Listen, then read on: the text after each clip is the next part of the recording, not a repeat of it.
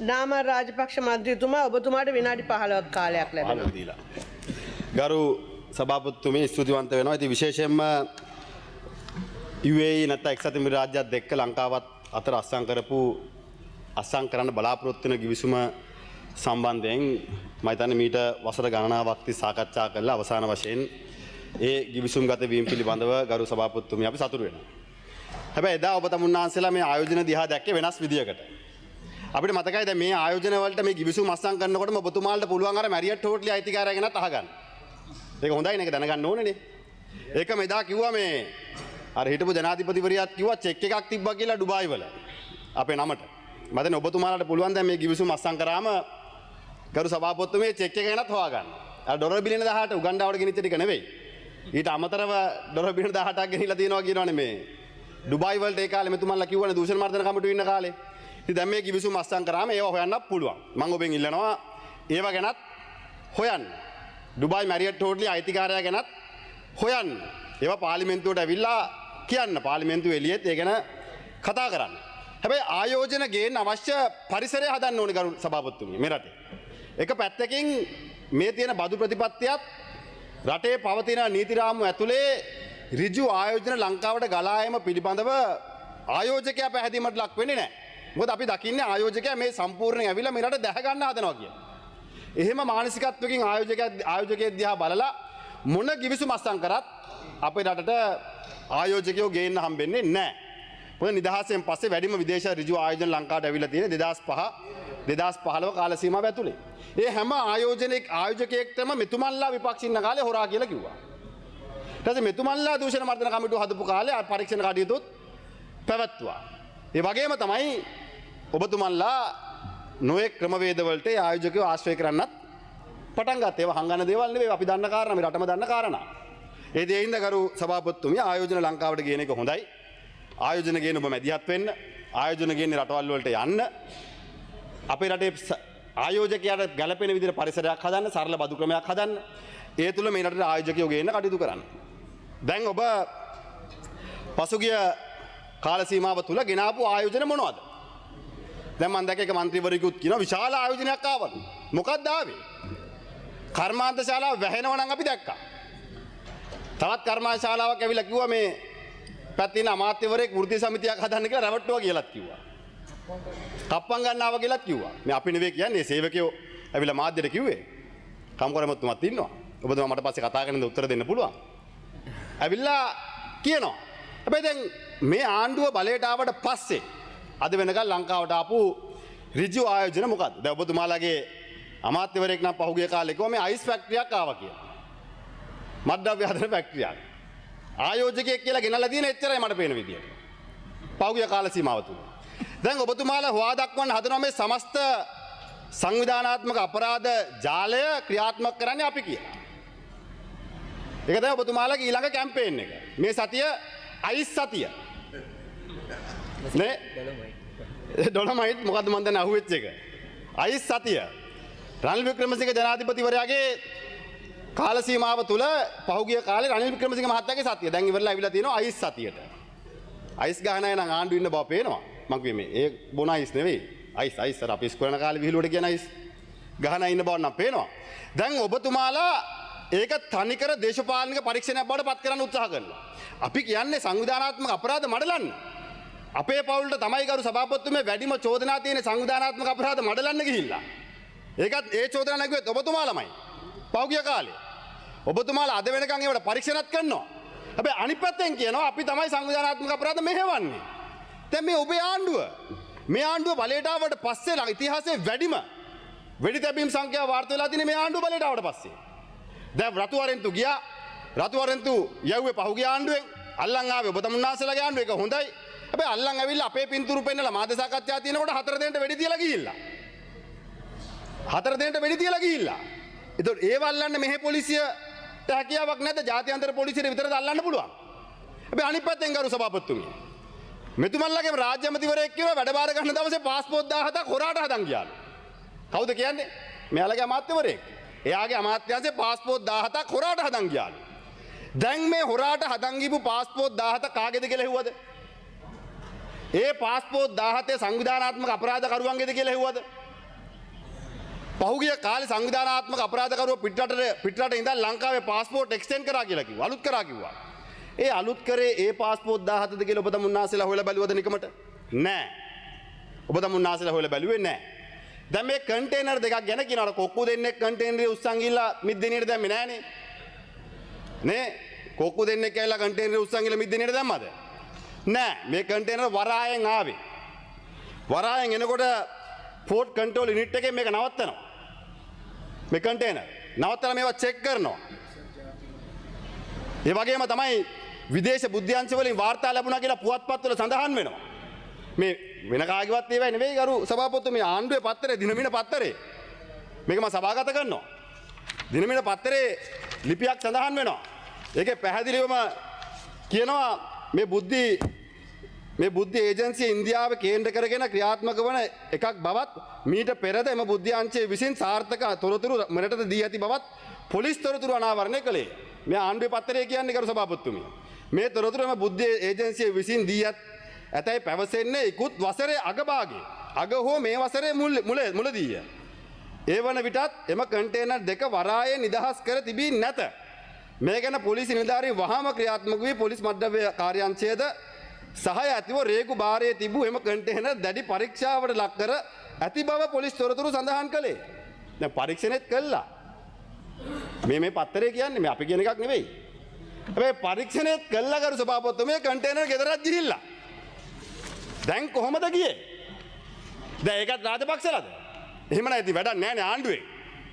මේ කියන විදිහට මුළු වරායත් කන්ට්‍රෝල් කරන්නේ රාජපක්ෂලා නම්, කස්ටම් එක කන්ට්‍රෝල් කරන්නේ රාජපක්ෂලා නම්, පොලිසිය කන්ට්‍රෝල් කරන්නේ රාජපක්ෂලා නම්, සංවිධානාත්මක අපරාධකරුවෝ කන්ට්‍රෝල් කරන්නේ රාජපක්ෂලා නම්, ඉතින් ඔබ තමුන්නාසලාගේ ආණ්ඩුව වැඩක් තියනවද? වැඩක් තියනවද? ඉතින් ඔබ පැහැදිලිවම මේ වරායෙන් කන්ටේනර් පැන්නුවා. වරාය බාර නියෝජ්‍ය ඇමතිවරයා ප්‍රකාශයක් දීලා කියනවා මාධ්‍යට ඒ ගියපු කන්ටේනර් වල ගරු අග්‍රාමාත්‍යතුමී එතුමා මාධ්‍යට කියනවා මේ ගියපු කන්ටේනර් වල සම්පූර්ණ වක්කීමය බාර ගන්නවා කියලා. මාධ්‍යවේදී අහනවා. ගේට්ටුවට උපදෙස් දුන්නා කියලා කියනවා. මාධ්‍යවේදී අහනවා මේවයි මද්ද්‍රව්‍ය තිබ්බොත් මොකද වෙන්නේ කියලා. ඒ අමාත්‍යවරයා කියනවා අපි මේකේ වක්කීම බාර ගන්නවා. දැන කන්ටේනර් ටික එළියට දැම්මේ. දැන. ගියපු දැන් දන්නවා කියලා කිව්වා. දිගින් දිගටම මේ කාරණේ සිද්ධ වුණා. අර කන්ටේනර් 300 ගාන පමණක් නෙවෙයි. ඊට පෙරත් සිද්ධ වුණා. ජාත්‍යන්තර බුද්ධි ඒකක වලින් දැනුම් දීලා තියෙද්දිත් පොලිසිය ක්‍රියාත්මක වුණේ නැහැ.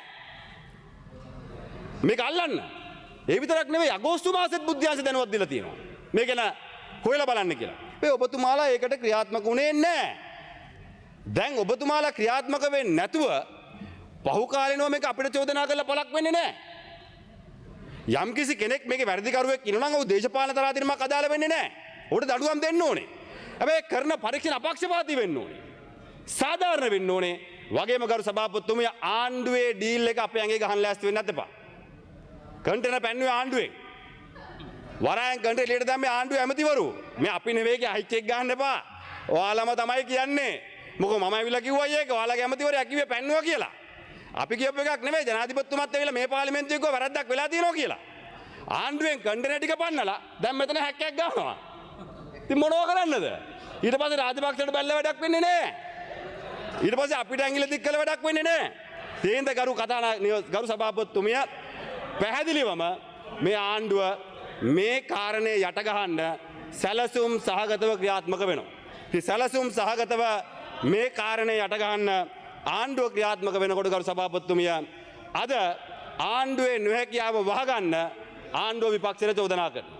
ආණ්ඩුව විපක්ෂයට චෝදනා කරනවා විතරක් නෙවෙයි මේ කාරණා සියල්ලම නිලධාරී පිට පටලවලා නිලධාරීන් වැඩිකාරයෝ කරන්න කටයුතු කරනවා. ජනාධිපති සමාවෙන් එළියට ගියේ බන්ධනාගාරේ අන්තිමට හිරේ ගියේ කවුද? බන්ධනාගාරේ කොමසාරිස්. අධිකරණ ලේකම්වරයා ගැන පරීක්ෂණයක් කරන්නේ නැහැ. ඒ ගැන කතා කරන්නේත් නැහැ. හැබැයි මේකෙත් මොකද අන්තිමට වෙන්නේ? මේකෙත් ආණ්ඩුව එළියට ඇවිල්ලා කස්ටම් එකට චෝදනා කරයි, විපක්ෂයට චෝදනා කරයි, පොලිසියට චෝදනා කරලා ආණ්ඩුව බේරෙයි. හැබැයි සංවිධානාත්මක අපරාධ අදරත් ක්‍රියාත්මක වෙනවා. ඔවුන් අදරත් ඔවුන්ගේ වෙඩි තැබීම, මිනීමැරීම මේ රටේ ක්‍රියාත්මක වෙනවා. කන්ටේනර් ඇවිල්ලා තියෙන්නේ ජනවාරි මාසේ. අල්ලගන්නේ සැප්තැම්බර් මාසේ.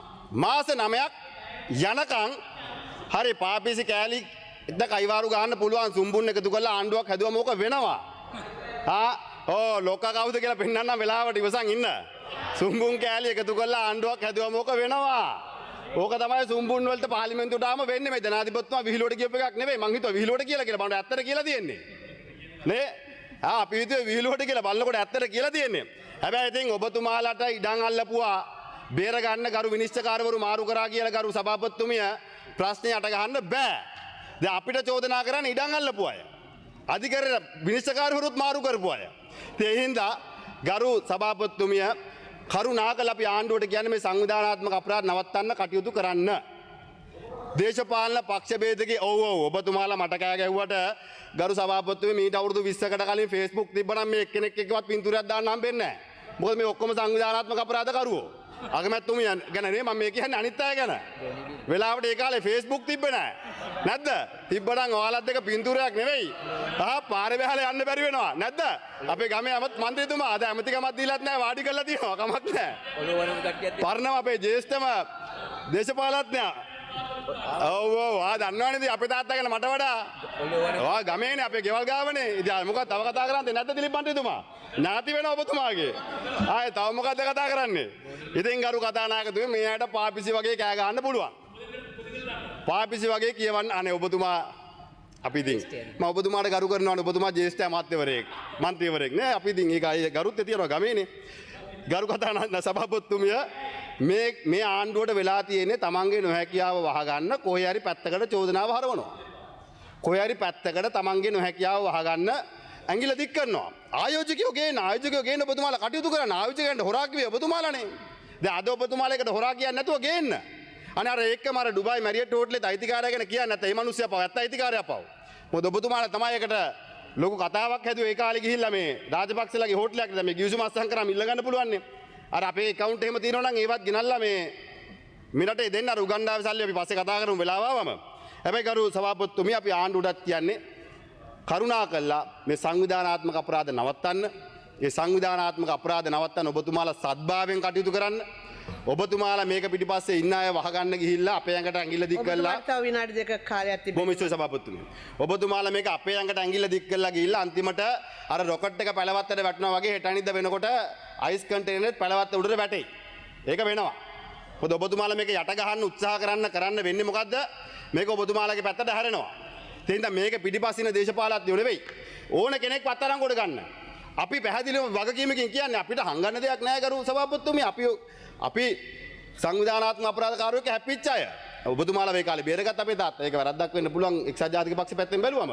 හැබැයි ඉතින් අපි සංවිධානාත්මක අපරාධකාරයෙක් හැප්පුණා. දැන් අර්ජුන මන්ත්‍රීතුමා කිව්වා. නේද? තුවක්කු කන්ටේනර් ගැන මෙතුමා කිව්වා මෙතුමාව ගෙනිච්ච කට උත්තර ගන්න. දැන් කුඩුත් එළියට ඇවිල්ලා. අයිසුත් ඇවිල්ලා. ෆැක්ටරියකුත් ඇවිල්ලා. හැබැයි අර්ජුනාව ගෙනිච්ච ගරු මන්ත්‍රීතුමාව ගෙනිච්ච කට උත්තර ලියා ගන්න. එහෙමයි ඔබ තමුන්නාසලා දේශපාලනිකයන්. ඒ හින්දා ගරු සභාපතිතුමිය මේ ගැන හොයන්න අපක්ෂපාතී පරීක්ෂණයක් කරන්න. පාර්ලිමේන්තුවේ පිටත පින්තූරු පෙන්නලා දඟලපු අයටත් අපි නීතිය ක්‍රියාත්මක කරනවා. ඒවටත් කරුණාකරලා ඔබ තමුන්නාසලා ඇඟිලි ගහන්න නැතුව නීතිය ක්‍රියාත්මක කරන්න ඉඩ දෙන්න. මොකද අපි දන්නවා ඔබ තමුන්නාසලාගේ හැසිරීම රටාව පහුගිය කාලේ අපි දැක්කා. ඒ ඔබතුමාලා හිතනවා නම් මර්ධනය කළ විපක්ෂයේ ගමන නවත්තන්න පුළුවන් කියලා. ඒක නම් ලේසි වෙන්නේ නැහැ. අර මම දැක්ක එක ඇමතිවරයෙක් කියනවා මගේ පින්තූරේ zoom කරලා බලන්න කියලා. එතුමා රැට ගරු සභාපතිතුමිය මගේ පින්තූරේ zoom කර බලනවා. ඉතින් මම නේ zoom කර UMP කෙනෙක්ගෙන් බැලුවා නම් මම කලබල වෙනවා. JP කෙනෙක් බලපින්ද මම කලබල වෙන්නේ නැහැ. හැබැයි ඉතින් ගරු සභාපතිතුමිය zoom කර මගේ පින්තූරේ බලන ගමන් මම ඇමතිවරයාට කියනවා ගොවි මහත්තයා දිහා zoom කර බලන්න. විනාඩි තප්පර 30යි. ගොවි මහත්තයා දිහා zoom කරලා බලන්න. මොකද ඔබේ අමාත්‍යාංශයේ ගොවියෝ අද වීටික විකුණ ගන්න බැරුව අසරණලා ඉන්නවා. ඉතින් නාම රාජපක්ෂව zoom කරලා බලලා වින්දනයක් ලබන්න. හැබැයි ගොවි මහතුරු දිහා zoom කරලා බලලා ගොවියන්ගේ ප්‍රශ්නෙත් විසඳන්න කියන ඉල්ලීම කරනවා. ගරු මහින්ද ජයසිංහ නියෝජ්‍ය ඇමතුමා ඔබතුමාට විනාඩි 12ක කාලයක් ලැබෙනවා. Order please. ජානක මාදුගොඩ මන්ත්‍රීතුමාට ගරු නියෝජ්‍ය කාරක සභා සභාපතිතුමිනි. Order please. ජානක මාදුගොඩ මන්ත්‍රීතුමාට මුලසුන බාර කරනවා. හරි වැඩි. මන්ත්‍රීතුමා කතා කරා. නාමල් ඉන්න.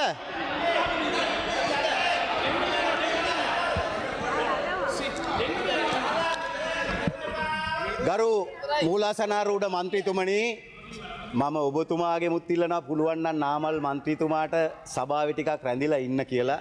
ඔබතුමා කතා.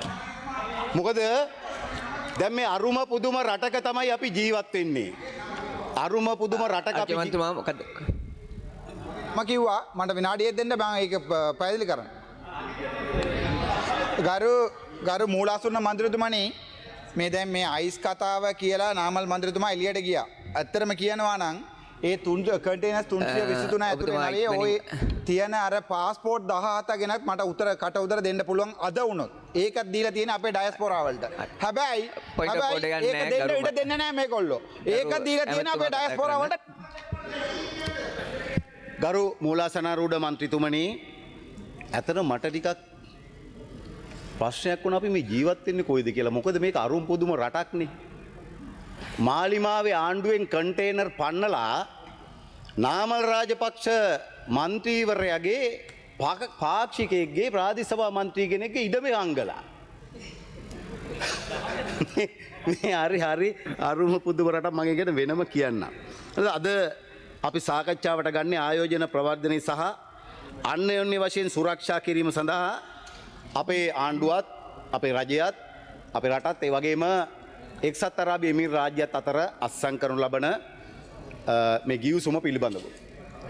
අපි දන්නවා මෙතෙක් ඉතිහාසයේ අපේ රටේ ගිවිසුම් 27ක් ගරු මන්ත්‍රීතුමනි අත්සන් කරලා තිබෙනවා. ඒ සියලුම ගිවිසුම් වලට වඩාත් ඉදිරිගාමී ගිවිසුමක් තමයි අපි මේ අත්සන් කරලා තිබෙන්නේ. විශේෂයෙන්ම මේ ගිවිසුම ඇතුලේ එක පැත්තකින් තිරසාර ආයෝජනයන් පිළිබඳව අපි සාකච්ඡා කරනවා. ඒ වගේම තමයි මේ ලෝකේ දියුණුම සංකල්පයන් පිළිබඳව සස්ටේනබල් ඉන්වෙස්ට්මන්ට් ගැන අපි සාකච්ඡා වෙනවා. ඒ වගේම සත්කාරක රටේ පරිසරය ගැන මෙතෙක් අපි දන්නවා ඉතිහාසයේ ගෙනාපු ආයෝජන හදපු ආයෝජන කිසිදු ලෙසක ඒ පරිසරය ගැන අධ්‍යයනයක් නොකර සමහර ආයෝජන ගෙනාවේ. අපි ඒ ගැන සාකච්ඡා වෙනවා මේ ගිවිසුම ඇතුලේ. ඒ විතරක් නෙමෙයි මහජන ආරක්ෂාව ගැන ඒ වගේම මහජන සදාචාරය ගැන අපි මේක තුල සාකච්ඡා වෙනවා. ඒ වගේම බේරුම්කරණය ගැන අපි මේ ගිවිසුම ඇතුලේ සාකච්ඡා වෙනවා. ඒ වගේම දැන් ඉතිහාසයේ කලින් ඕනම දෙයක් කරන්න නිදහස තිබුණා ආයෝජන වලට. නමුත් අපි මේ ගිවිසුම ඇතුලේ ඒවා වඩාත් හොඳින් කරන්න අවශ්‍ය කරන පරිසරය නිර්මාණය කරලා තිබෙනවා. අපි දන්නවා ඉතිහාසයේ හිටියනම් හොඳයි නාමල් රාජපක්ෂ 2007 දී එමිරේට් සමාගම ඇයි මේ රටින් අත්හැරලා ගියේ? අපි දන්නවා ශ්‍රී ලංකන් ගුවන් සමාගම අපිට තිබුණා නම් හොඳයි. නමුත් 1998 චන්ද්‍රිකා බණ්ඩාරනායක කුමාරතුංග හිටපු ජනාධිපතිවරයෙක් එමිරේට්ස්ට පවරනවා. එතෙන් සිට එමිරේට් සමාගම හැම වසරකම මගේ මතකයේ හැටියට රුපියල් කෝටි 950කට වැඩිය ලාභ ලැබුවා. 2007 පෞද්ගලික ප්‍රශ්නයක් මුල් කරගෙන අපේ අරුණ හේමචන්ද්‍ර නියෝජ්‍ය ඇමතිතුමා සඳහන් කළා මහින්ද රාජපක්ෂ එය නැවත පවර ගන්නවා. මොකක්ද උනේ එතෙන් සිට කෝටි 40000කට වැඩිය පාඩු ලබන ආයතනයක් බවට මේ ශ්‍රී ලංකන් ගුවන් සමාගම පත් කරනවා. නාමල්ගේ බාප්පොච්චි අපිට මතකයි ශ්‍රී ලංකන් ගුවන් සමාගම කොහොමද පාවිච්චි කරේ කියලා. නාමල්ගේ තාත්තා මහින්ද රාජපක්ෂලා බැසිල්ලා ගෝඨාභය කොහොමද ශ්‍රී ලංකන් ගුවන් සමාගම පාවිච්චි කරේ කියලා අපිට මතකයි. ඒගොල්ලන්ට අමතක වුණාට රටේ ජනතාවට ඒව අමතක නැහැ. ඒකයි මම කිව්වේ නාමල් හිටියානම් හොඳයි. ඉස්සරහ පුටුවේ වඩේලා හැමදාම කරේ ওই සෙල්ලම. මොනවා හරි කියනවා බොරු ගොඩක් කියලා පැනලා යනවා. අපි උත්තර දෙන වෙලාවට රැඳෙන්නේ නැහැ. ඒ නිසා තමයි අපිට අද මේ එක්සත් අරාබි එමිරාජ්‍ය UAE එකත් එක්ක මෙවැනි ගිවිසුමකට අත්සන් කළා ආයෝජකයන් ලංකාවට එන්න ඕන කරන විශ්වාසය තහවුරු කරන්න අවශ්‍ය කරන පරිසරය නිර්මාණය කරන්න අවශ්‍ය උනේ.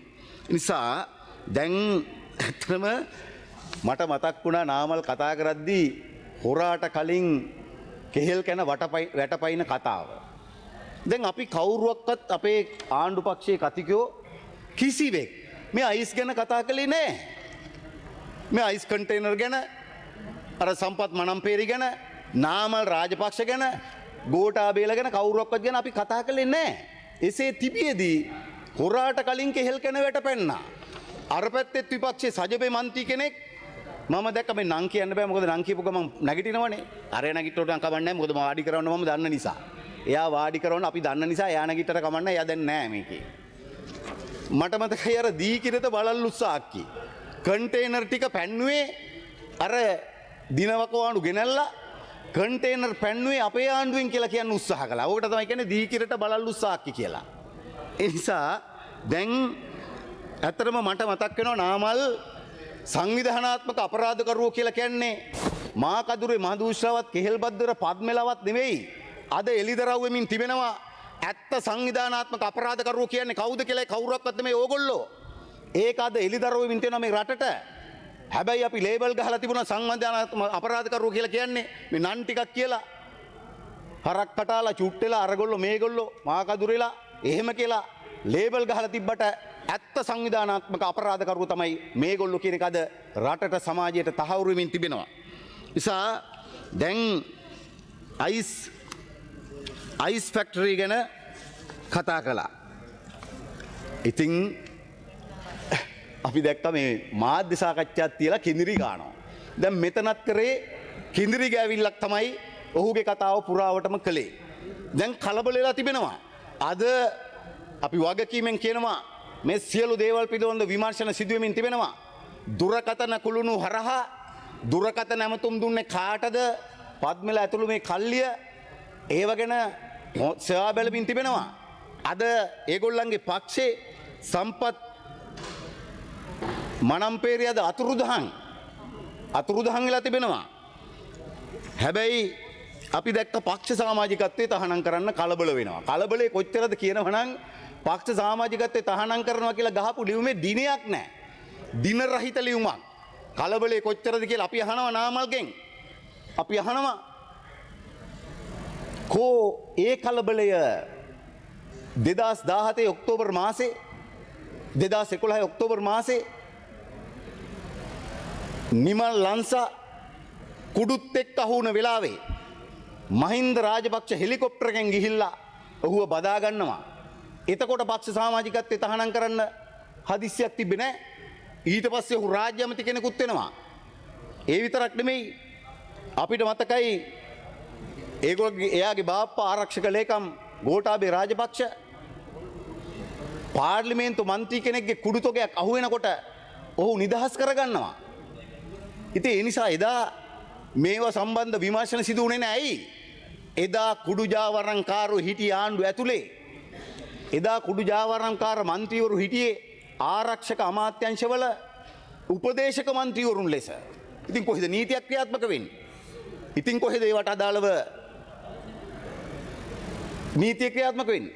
ඒ වගේම අපිට මතකයි අගමැති දීමු ජයරත්න මැතිතුමාගේ සම්බන්ධීකරණ ලේකම් කෙනෙක් ඔරුගොඩ වත්තේදී කොටු තොගයක් අහු වෙනකොට ලියලා ලිඛිතව දැනුම් දීම කළා ඒ කුඩු තොගේ නිදහස් කරන්න ඕන කරන මැදිහත් වීම කරනවා. ඒ නිසා එයා මන් දැක්ක කියලා තියෙනවා රංගපෑම් කරන්න එපයි කියලා. අද නම් කියුණා ඊට කලින් මාධ්‍යවල මන් දැක්ක කියලා තියෙනවා රංගපාන්නේ ඒගොල්ලෝ සම්පත් මනම්පේරි මේක අහු වෙනකොට ලියුම් ගහලා සමාජිකත්වයෙන් අස් කරනවා කියලා රංගපහන්නේ ඒගොල්ලෝ. ඒ රංගපෑම එදා තිබෙන එදා ආණ්ඩු හදාගෙන ආණ්ඩු කරනකොට ආණ්ඩුවල අනුහසින් දේශපාලන බලයෙන් මේ රටේ මත්ද්‍රව්‍ය ජාවාරමට පණ දෙනකොට මේ රටේ මත්ද්‍රව්‍ය ජාවාරම ඉදිරියට ගෙනියනකොට එදා ඒවා තිබුණේ නැහැ. අපේ දරුවෝ අද නැහැ. බැල්කනි දරුවෝ මේගොල්ලෝ දේශබන්දුත් එක්ක එකතු වෙලා පාසල් ඉදිරිපිට දරුවන්ගේ පොත් බෑග් එක චෙක් කරා. හැබැයි ඒ වෙනුවට අපි අපේ ආණ්ඩුව මත්ද්‍රව්‍ය ජාවාරම් කරුවෝ අන්න ඒගොල්ලන්ව පසුපස යමින් හොයමින් හඹා යමින් අත්තරංගොට ගනිමින් තිබෙනවා. පාසල් දරුවගේ පොත් බෑග් එක තමයි එදා චෙක් කරේ. එදා පාසල් දරුවෝ අයිස් පැකට් එක උරපු දරුවට මේගොල්ලෝ මොනවද දුන්නේ? මේගොල්ලෝ දුන්නේ මත්ද්‍රව්‍ය නැමැති අයිස්. එදා පොඩි පැටවු ටික අයිස් පැකට් එක ඉරුවේ. එහෙමයි මේගොල්ලෝ රට මෙතන ගෙනාව එහෙම ගෙනල්ලා අද බොරු සුදන වෙන්න හදනවා. මොනවාද වංචා දූෂණ එක්ස්පයර් වෙනවලු අවුරුදු 15ක් විතර ගියාම. වංචා දූෂණ එක්ස්පයර් වෙන්නේ නැහැ. ඒවා එක්ස්පයර් වෙන්න අපි ඉඩ තියන්නෙත් නැහැ. අපේ ආණ්ඩුව ඊටාම වගකීමෙන් කියනවා ඕගොල්ලෝ කරපු වංචා දූෂණ දශක ගණන් පැරණි වෙන්න පුළුවන්. ඒ සියල්ලට රැහිව නීතිය ක්‍රියාත්මක කරන්න අපේ ආණ්ඩුව මැදිහත් වෙනවයි කියන එක අපි සහතික කරනවා. ගරු මන්ත්‍රීතුමා තව විනාඩි දෙකක්. ඒ වගේම අපිට මතකයි මදුෂ් ගෙනාවට පස්සේ ඩුබායි ඉඳලා 2019 2020 දී ඒකත් කිව්ව මදුෂ් ගේනකොට සංදර්ශන දැම්මේ නැල්ලු. සංදර්ශන දැම්මේ නැහැ තමයි. මොකද සංදර්ශන නොදා මදුෂ් හොරෙන්ම ගේන්න පුළුවන් නම් තමයි ඒගොල්ලෝ කැමති. මොකද මට මතකයි 2020 ඔක්තෝබර් 19 ඒ මදුෂ් මාලිගත්ත ප්‍රදේශයේදී අර මොනවාද මද්ද්‍රව්‍ය පෙන්වන්න නැක්කන් ගිහිල්ලා නාදුනන් තුවක්කු කරුවෙක් වෙඩි තියලා මරා දානවා. මදුෂ් සතුව තිබුණු සියලු රහස් වල දානවා. අපි අහනවා කෝ මදුෂ් ළඟ තිබුණ රුපියල් කෝටි 1000කට වැඩිය ඒ වත්කම් කෝ? ඒ විතරක් නෙවෙයි අහනවා මදුෂ් ඔය කියන මාලිගාවත්තේ ඔය බිල්ඩින් එක මදුෂ් රට යනකොට ඕක හැදිලත් නැහැ. එතකොට නොතිබුණු බිල්ඩින් එක තමයි පෙන්වන්නේ යන්නේ. ඒ විතරක් නෙමෙයි. අපි දැක්කා මදුෂ් ප්‍රකාශ කරයි කියලා කියනවා දේශපාලඥයෝ මේ ජාවාරම් වලට සම්බන්ධ දේශපාලන 80 දෙනෙක්ගේ නම් ටික ගෝඨාභය රාජපක්ෂ විසින් එයාගේ බාප්පා විසින් යටපත් කරනවා සංගවනවා. අදටත් ඒව රහසක්. එහෙමයි ඒගොල්ලෝ රහස් සැඟෙව්වේ. ඒ නිසා ඒගොල්ලෝ කල්පනා කරනවා ඇති නේද පද්මෙටත් ඒ ඉරණම අත්තුනේ නැත්තේ ඇයි කියලා කල්පනා කරනවා ඇති.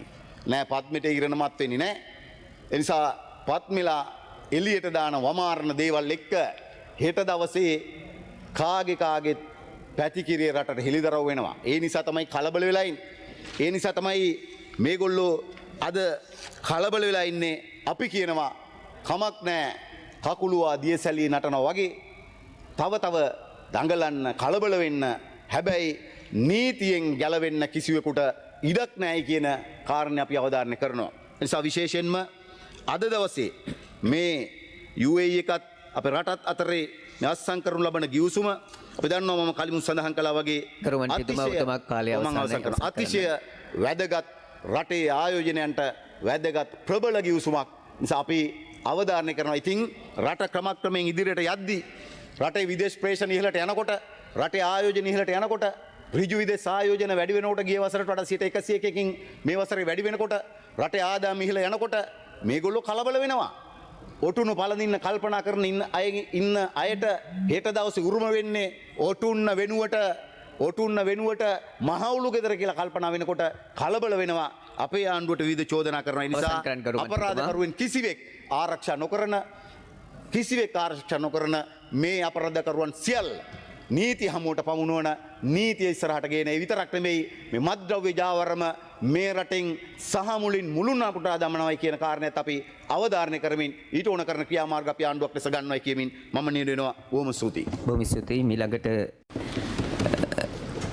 ගරු සභානායක බිමල් රත්නායක මැතිතුමා ඔබතුමාට විනාඩි 15ක් කාලයක් තිබෙනවා. ගරු සභාපතිතුමනි, අද දිනේදී එක්සත් අරාබි එමිරාජ්‍යය ශ්‍රී ලංකාවත් අතර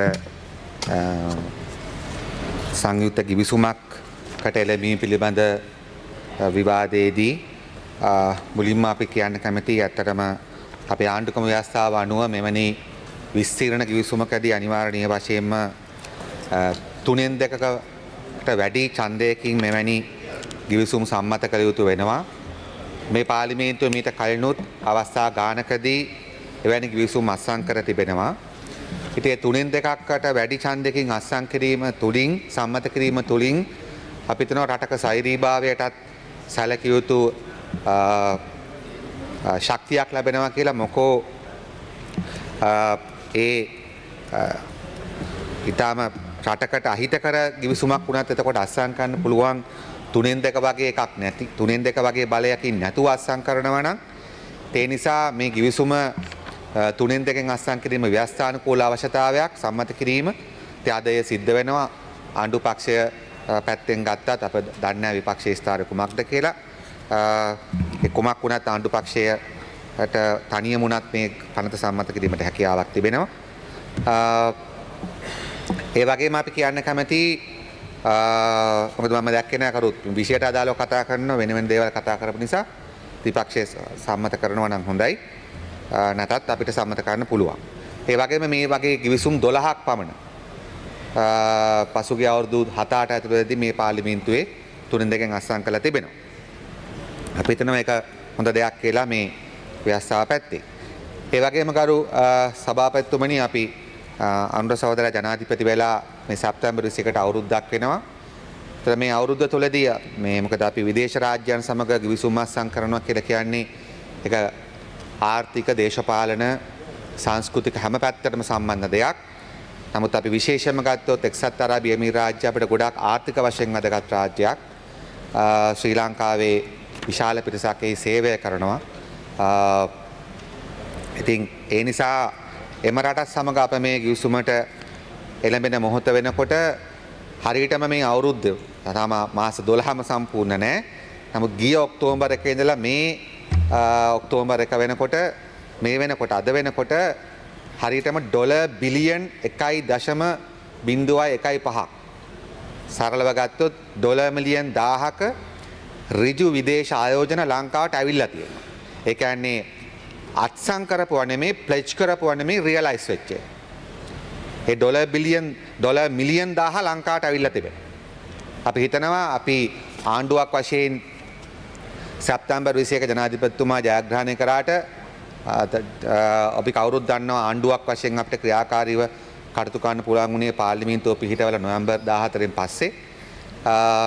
නමුත් ඒ මාස දෙක අපි පැත්තක තිබ්බත් බිඳ වැටිච්ච රටක ආර්ථිකය නන්නත්තර ගියපු රටක ඔය විදේශ සම්බන්ධතා තියෙනවා කියලා මහ ලොකුවට පාරක් බාපු රනිල් වික්‍රමසිංහලාට ඩොලර් මිලියන් 100 200කට ගේන්න බැරි කාලෙක සජිත් ප්‍රේමදාසලා ටෙලිෆෝන් කෝල් දෙන්න පුළුවන් වුණාට $1 මිලියන් 25ක් ගෙන්න ගන්න පුළුවන් බැරි කාලෙක තමයි අපි අලුත්ම කණ්ඩායමක් ලෙස ආවිල්ලා මේ පළවෙනි අවුරුද්දේ ඩොලර් බිලියන් එකක් ගෙනල්ලා තියෙන්නේ.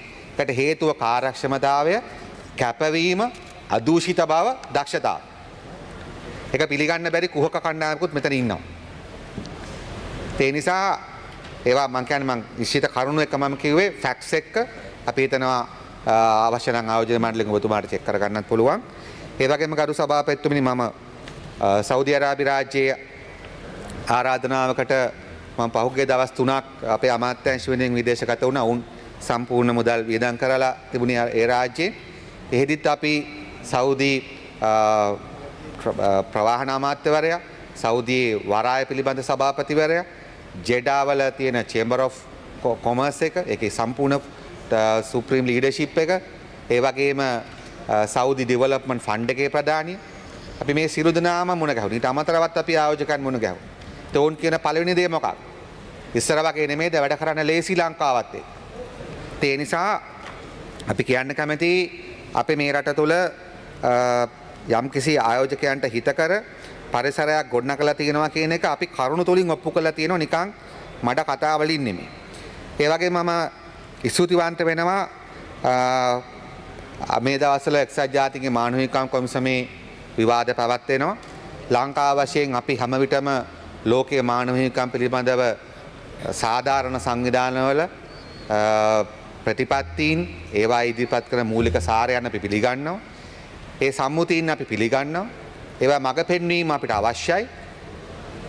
නමුත් ඒ එක්කම හැම දෙයක්ම දේශපාලන ආයුධයක් ලෙස පාවිච්චි කරමින් තමන්ගේ අර අනිත් රටවල් වලට බලහත්කාර ලෙස බැදිහත් වීම, තමන්ගේ දේශපාලන උවමනාවන් වෙනුවෙන් බලහත්කාර ලෙස මැදිහත් වීම සඳහා ඕනම දෙයක්, පරිසරයද, ස්ත්‍රී දූෂණද, ළමා අපචාරද, ඕනම දෙයක් තමන්ගේ මේ ලෝන් ආම් එක දික් කරගන්න පාවිච්චි කරන රටවල් එසේ තිබියදීම අපි සතුටු වෙනවා ලංකාවේ සෛරීත්‍ය වෙනුවෙන් රටවල් 43ක් ලංකාව වෙනුවෙන් කතා කරලා තිබුණා. අපි රටවලට ස්තුතිවන්ත වෙනවා. ඒ වගේම අපි අනිත් රටවල්ලුත් කරුණාවෙන් ඉල්ලා සිටින්න කැමති ලංකාව දිහා කරුණු තුලින් තීරණ ගන්න කියලා. ලංකාව පිළිබඳ seek the truth from facts, not according to your political agendas. මොකද අපිට පේනවා අපි මේ රටේ ජාතිවාදයෙන් තොර ආණ්ඩුවක් හදලා තියෙන අවුරුදු 60කට පස්සේ. ඒක ෆැක්ට් එකක්. මේ රටේ දේශපාලන මර්ධනයෙන් තොර මොනවාද ඡන්ද දූෂණ වලින් තොර ආණ්ඩුවක් හදලා තිබෙනවා. පෙර ඡන්දයට කලිනුත් දූෂණ නැහැ, ඡන්දෙන් පස්සෙත් අපචාර මොනවාද මේ ඡන්ද දූෂණ නැහැ. පශ්චාත් මැතිවරණ ප්‍රචණ්ඩ ක්‍රියා හෝ රාජදේපල භාවිතා කිරීම නැහැ. නිසා ලංකාවට ඇවිල්ලා මේ ගොඩක් රටවල ප්‍රධානීන් අපිට ගොඩාක් හොඳ කියලා යනවා. හැබැයි ලංකාවෙන් එළියට ගිහිල්ලා වෙන තැනක වාඩි වුණාම අපිට පේන ඒවා ලොක් වෙනවා කියලා කටවල්. ඉතින් ඇයි ලංකාව ඊටාම දරුණු සිවිල් යුද්ධයකට මුහුණ දීලා ඒ වගේම ඊටාම අමාරුවෙන් ජාතිවාදී දේශපාලනේ දැනුත් තියෙද්දි දැනුත් මේ විපක්ෂයේ සමහර කණ්ඩායම් වල පදනම මමු ජාතිවාදී. එසේ තිබියදී තමයි ගරු සභාපතිතුමනි අපි දෙමළ සිංහල මුස්ලිම් බර්ගමැලි ඔක්කොම එකතු කරගෙන ජාතිවාදී නොවන ප්‍රතිපත්තික රට පාලනය කරන්නේ. ඉතින් ඒක එතකොට ලෝකයේ මේ දේශ කවුරු හරි කතා කරනවා නම් ලංකාවේ ප්‍රජාතන්ත්‍රවාදයේ ශක්තිය වැඩි කරන්න මානවිකම් ගැන අපි හිතනවා මේ ඇත්ත දකින්නේ නැද්ද? මේක ලංකාවේ මිනිස්සු කරපු දෙයක් නේ. මේක ජාතික ජන බලවේගයේ පමණක් නෙමෙයි. ලංකාවේ මිනිස්සු කරපු දෙයක් නේ මේ සංහිඳියා. ඒ නිසා අපි බලාපොරොත්තු වෙනවා අර හැම වෙලාවෙම මොකද ඒකෙන් වෙන්නේ කියන්නේ ලංකාවටත් එකකින් යම්කිසි බාධාවක් ඇති වෙනවා. ඒ වගේම හැම විටම ලෝකයේ ප්‍රජාතන්ත්‍රවාදී සංවිධාන වල අරක් අරගෙන ඉන්න ඔය කණ්ඩායම තව පහළට යන එක තමයි වෙන්නේ. ඒ නිසා මම ඒකත් කියන්න කැමතියි. ඒ වගේම මම ඒ රටවලට මම ස්තුතිත් කරනවා. ඇත්තටම ලංකාවේ සෛරීත්‍ය වෙනුවෙන් පෙනී සිටපු රටවල් රාශියක් තියෙනවා. මම ඉල්ලා සිටින ඔබතුමාගෙන් රටවල නම් ටික මම ඉදිරියේදී හැන්සාඩ් කරන්නම් ඒක හැන්සාඩ් එකට එකතු කරන්න කියලා. ඒ වගේම අද විවාදෙදි ගරු සභාපතිතුමනි ඉදිරිපත් කළා. මම ඒක තමයි කියන්න කැමතියි. අපි බලාපොරොත්තු වෙන අයවැයට ආසන්න කාලෙදී හෝ ඉන්වෙස්ට්මන්ට් ප්‍රොටෙක්ෂන් බිල් එකක් ගේන්න මේ ආයෝජනකයන්ගේ ආරක්ෂාව වෙනුවෙන් දෙපැත්තටම. ඒ වගේම අද ගොඩක් කතා වෙච්ච දෙයක් තමයි ගරු සභාපතිතුමනි මේ මොකද්ද මේ අයිස් සහ මත්ද්‍රව්‍ය ප්‍රශ්න. මම මේ ගරු සභාපතිතුමනි මේ අපි දන්නවා ඇමරිකා ජනාධිපති කෙනෙක් අහු වුණා බිල් ක්ලින්ටන් ජනාධිපතිවරයා මේ මොනිකා ලෙවින්ස්කි කේස් එකට. ඒ සම්බන්ධව තියෙන තනක මං ඔහුව ඒක වැරදිකරු කරන්න DNA ටෙස්ට් එක වගේම ඔහු ප්‍රසිද්ධිය කරපු සාක්ෂි දීම් යොදාගත්තා. ඒ සම්බන්ධව ලියපු එකක් මං හිතුවා කියවන්න. ඔහු කියනවා මෙහෙම. ඔහුගේ මේක අහද්දී මේ සිද්ධිය I did not have sexual relations with that woman Ms. Lewinsky was a major part of the public and media narrative. This is said by Mr. Bill Clinton.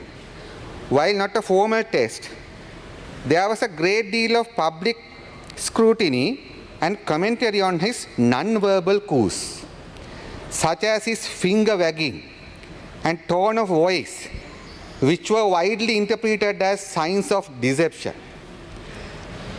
මම හිතුවා ගරු සභාපතිතුමනි කියන්න අද මම දුටුවා මේ කුඩු සංස්කෘතිය ඇති කරපු පුද්ගලයෝ මෙතන කතා කරනකොට ඒ කුඩුකාරෝ රැකපු අතට අහුවෙද්දී තමන්ගේ දේශපාලන පක්ෂය තමන්ගේ දිස්ත්‍රික්කේ තමන්ගේ ආසනේ තාත්තගේ බාප්පගේ ආසනේ තාත්තගේ ලොකු තාත්තගේ දාසනේ කුඩු විකුණලා අතට අහුණාට පස්සේ අද මෙතෙන්ට හැල් මොකද්ද කියන්නේ?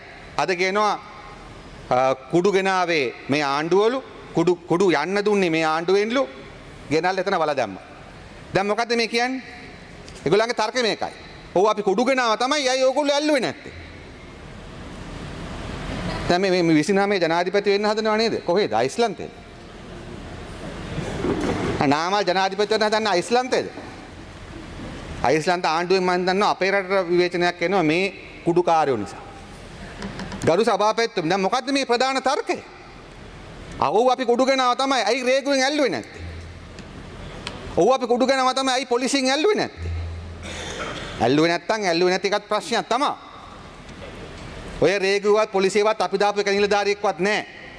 ජනාධිපතිතුමා මෙතන ඉඳන් අවස්ථා ගානකදී කියලා තියෙනවා අපි අද රාජ්‍යයට විරුද්ධව රාජ්‍ය තුලින් අරගලයක් කරන්න කියලා. ඒ තරම් රාජ්‍ය අස්සට යම් ප්‍රමාණයක් පොලිසිය හමුදාවේ විවිධ ක්ෂේත්‍රවල මේ අපරාධකාරයෝ රිංගලා ඉන්නවා කියන්නේ. ඔය අල්ලගෙන ආපු කට්ටියත් ඒ ඉන්දුනීසියාවල ඉන්නකොට මෙහෙන් තොරතුරු ගියා කියන එක අද සත්‍ය කරුණා. ඒ නිසා අද මොකද්ද මේ කුඩු මුදල් හැයිලා මෙතන කියන්නේ? මේ රටේ සම්පූර්ණ මේක වැරද්දකරු සභාපති මම හිතනවා අර අපරාධකාරයෝ කියලා අල්ලගෙන ආපු කට්ටිය ඒගොල්ලෝ කුඩු බිස්නස් කරා කියලා ඒගොල්ලන් ඒ අපරාධය පිළිගත්තා නොගත්තත් ඒගොල්ලෝ එච්චරයි. දැන් මේ මොකද්ද කරන්නේ? මේ කුඩු ව්‍යාපාරය සහ මුලින්ම ගොඩනගලා පවත්වාගෙන යන ගමන් ඒකට තව එකතු කරනවා අති ජවන්ත තක්කඩිකමක්. මොකක්ද? ඒ තක්කඩිකම තමයි දේශපාලන තක්කඩිකම මම කියන්නේ වැරද්ද හදන්නම් බෑ කනේ. මොකද පොහොට්ටුවයි සජබයි දෙකම. දැන් එකක් නේ. දැන් පොහොට් නැත්නම් මොකද? ඕගොල්ලෝ එකක්. ඕගොල්ලෝ එකක් වෙන්නේ. ඕගොල්ලෝ එකක්. ඔය තිරුපති ගියත් ඕගොල්ලන්ගේ ගෝලියොත් එක්ක. මේ තිරුපති ගියා ළඟදී. තිරුපති ගියා එකට ගියේ. කුඩුකා හරි ඔය ඔක්කොම එකට ගියේ. ඒ නිසා මම කියන්නේ ගරු සභාපතිතුමනි. ගරු සභාපතිතුමනි හරිද? ඒ නිසා ඒ ගරු සභාපතිතු දැන් මෙයා ආද ඔයගොල්ලෝ කොයි පැත්තේ?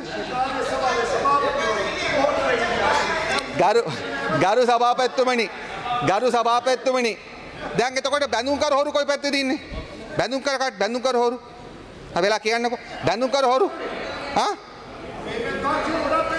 බැඳුම් කර හොරු දැන් ඔබතුමාලා එක්සත් ජාතික පක්ෂයත් එක්ක ඉන්නවද? මෙයාට මයික් එක දෙන්නකෝ මැතිතුමා. මයික් එක විනාඩියක් දෙන්න. දැන් මේ සමගි ජන බලවේගේ වෙනින් මම කතා කරන්නේ අපි ඒකාබද්ධ විපක්ෂයක් වෙන්න පුළුවන්. ගොඩක් අය ඉන්න පුළුවන් කණ්ඩායම. හැබැයි අපේ පක්ෂය වෙන එකක්. හරි. ඒ වගේ ඔයාලගේ පක්ෂෙත් වෙන පක්ෂ අය ඉන්නවා. පොහොට්ටු අය ඔයාලගේ පක්ෂ නැද්ද? ඔයා කියන්න. කවුරුත් එක්ක ඔබතුමා ඉන්නවා. ඊට පස්සේ ඔයාලගේ පක්ෂ නැද්ද? ඕන්න වගේ වෙලා දෙන්න ඕනේ නැහැ. ගරු සභා මේගොල්ලෝ දැන් රෙදි නැති වෙලා තියෙන්නේ. මේගොල්ලන්ට ඕන ජාතික ජනබලවේගයට මොකක් හරි එකකින් ගහන්න. දැන් ඒ නිසා මේගොල්ලෝ බැඳුම් කර හොරාකේකු රනිල් එක්ක හිට ගන්න. ගරු මන්ත්‍රීතුමා තව විනාඩි දෙකක් කාලයක්. මෙතුමලා පොහොට්ටුවත් එක්ක හිට ගන්න. හරිද? ඒ නිසා අපි කියන්නේ මේකයි. අද වෙලා තියෙන්නේ මේකයි. බාධා කරන්න එපා. හරි? බාධා කරන්න එපා. බාධා කරන්න එපා. කතා කරන්න. මම කොහොමද සජබෙට කතා කරේ මම කතා කරේ නෑ. නිසා මම ගරු සභාපතිතුමනි මට කියන්න තියෙන්නේ මේකයි. ඒ නිසා ඔබතුමා කරුණාකර සභාව පාලනය කරන්න නැත්නම් ඔබතුමා කතාව කරගෙන යන්න. ගරු සභාපතිතුමනි මම ඒ නිසා දැන් හරි අමාරුයි නේද? ඉතින් කෙලින් කියන්නකෝ රාමල්ලෙක් ඉන්නේ කියලා. දැන් මෙයාලට වෙලා තියෙන ප්‍රශ්නේ මෙයාලා දැන් නාමල්ලත් එක්ක ඉන්නේ. මෙයාලා දැන් රනිල් බැඳුම් කර හොරුත් එක්ක ඉන්නේ. ඒ නිසා අයියෝ වැඩක් නෑ අද්දුම් මණ්ඩාර මහත්තයා. හරිද? මේ රෙදි නෑ දැන්. රෙදි නෑ ගමට යන්න බෑ.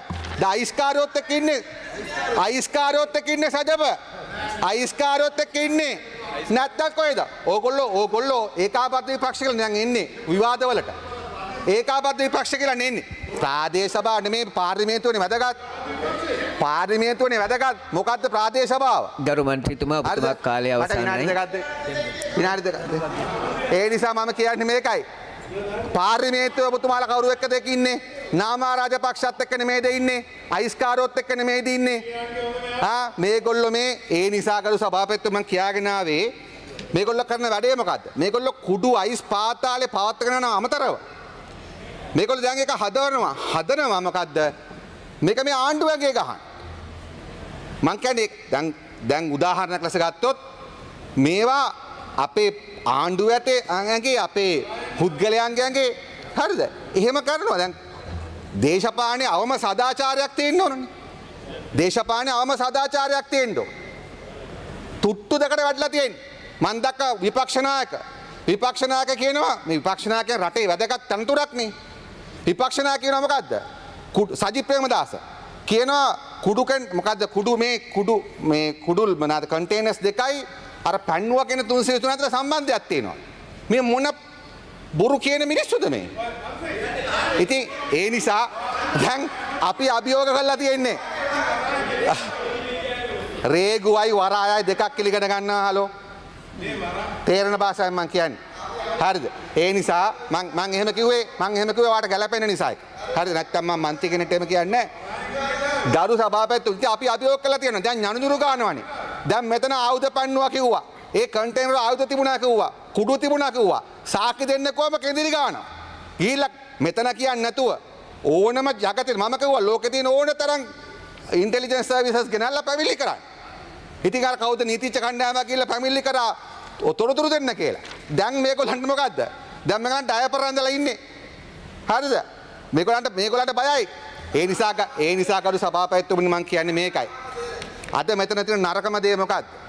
මෙතන මේ රටේ දරුවන් ජනතාව සහ මුලින් මම ඔබතුමාගෙන් කරුණාකර ඉල්ලනවා අපි ආණ්ඩු පක්ෂයේ විදියට අපි කිසිම කෙනෙකුට බාධා කරන්නේ නැහැ. එක മന്ത്രിවරයෙක් මෙතන කරගෙන දිගටම කටයුතු කරනවා නම් අපිට සිද්ධ වෙනවා පාර්ලිමේන්තුව විදියට කටයුතු කරන්න. ගරු සභානායකතුමා මොකද ඒ නිසා කාලය අවසానයි. ඔබතුමා නෑ ඒ නිසා මම ඔබතුමාලගෙන් ඉල්ලා සිටින සභාපති මණ්ඩලයෙන් සහ ලේකම්තුමාලගෙන් කරුණාකරලා මේකට සීමාවක් තියෙනවා. අපිට ඒ නිසා ඕන තරම් පාර්ලිමේන්තුවේ ප්‍රතිපාදනයක් තිබෙනවා. ඒ ඔබතුමා කතාව කරගෙන යන්න අවධානය යොමු දාන්න කියන ඉල්ලීම තමයි මට අවසාන වශයෙන් කරන්න තියෙන්නේ. ඒ නිසා මම අවසාන වශයෙන් කියන්න බාධා කරන්න එපා. ගරු සභාපතිතුමනි මෙතන ගොඩක් කතා කරාද පලස්තීන නෑ බාධා වුණාට පස්සේ වෙලාවත් පොඩ්ඩක් වැඩි වෙනවා. බාධා වුණාට පස්සේ ඒ නිසා මම කියන්න කැමති මෙතන පලස්තීන ප්‍රශ්න ගැන කතා කරා. පලස්තීනය ගැන ආණ්ඩුවෙත් මේ රටේ ගොඩාක් දේශපාලන පක්ෂවල පොදු ස්ථාවරයක් තිබෙනවා. එක يعني නිදහස් පලස්තීනයක් ඇති වෙන්න ඕන කියන එක ගැන. ඒ වගේම නිදහස් ඊශ්‍රායල් රාජ්‍යයක් ඇති කරලා තිබෙනවා. අපි කනගාටු වෙනවා ඊශ්‍රායල් තානාපති කාර්යාලයෙන් එක්කන් කියපු මාධ්‍යවේදීන්ගේ ගරු ඡායාරූප සභානායකතුමා කාලය අවසానයි. විනාඩියක් ඉවර කරා.